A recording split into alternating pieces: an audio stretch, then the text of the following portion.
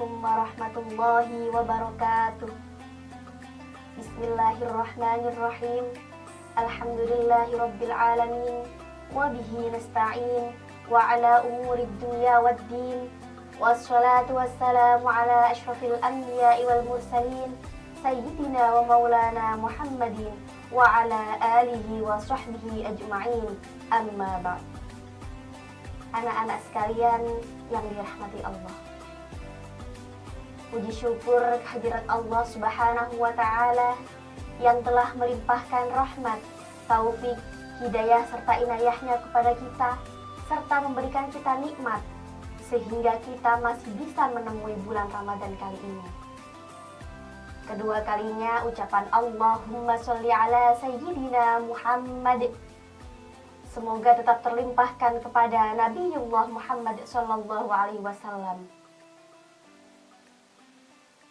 Anak-anak sekalian yang berbahagia, pernah ada suatu cerita dari Nabi Muhammad sallallahu alaihi wasallam, yaitu kisah tentang Nabi Muhammad dan seorang pengemis Yahudi buta. Dikisahkan di sudut pasar kota Madinah terdapat seorang pengemis Yahudi buta. Badannya ringkih, bajunya lusuh, dan tidak ada seorang pun yang mau mendekatinya kecuali satu orang, yaitu Nabi Muhammad SAW. Setiap hari Nabi Muhammad selalu mendatangi pengemis itu, menyuapinya. Sebelum menyuapinya, Nabi Muhammad SAW menghaluskan makanannya terlebih dahulu agar si pengemis Yahudi itu tidak kesulitan untuk mengunyahnya. Namun apa yang dilakukan oleh pengemis itu? Pengemis itu adalah orang yang sangat-sangat membenci Nabi. Setiap orang yang datang kepadanya ia beritahu bahwa Muhammad itu pembohong, Muhammad itu dusta, Muhammad itu tukang sihir. Jangan ada yang percaya dengan Nabi Muhammad. Begitu kata pengemis Yahudi itu. Pengemis Yahudi ini juga mengatakan hal itu kepada Nabi Muhammad karena dia tidak tahu bahwa yang menyuapinya setiap hari adalah Nabi Muhammad. Namun Nabi Muhammad SAW sama sekali tidak pernah marah dan juga tidak pernah dendam kepada pengemis itu. Hingga suatu ketika Nabi Muhammad SAW telah wafat, Abu Bakar As-Siddiq bertanya kepada Siti Aisyah radhiyallahu anha, "Wahai Siti Aisyah, adakah sesuatu yang setiap hari dilakukan oleh Nabi Muhammad? Adakah sesuatu yang setiap hari dilakukan oleh Nabi dan saya belum mengetahui?" gitu.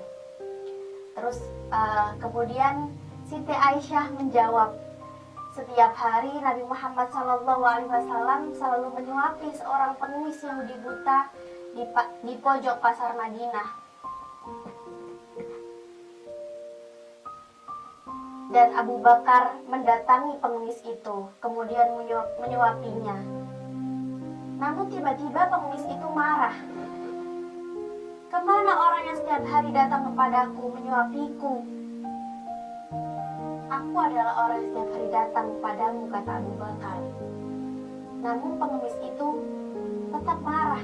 "Tidak, kamu bukan orang yang sama.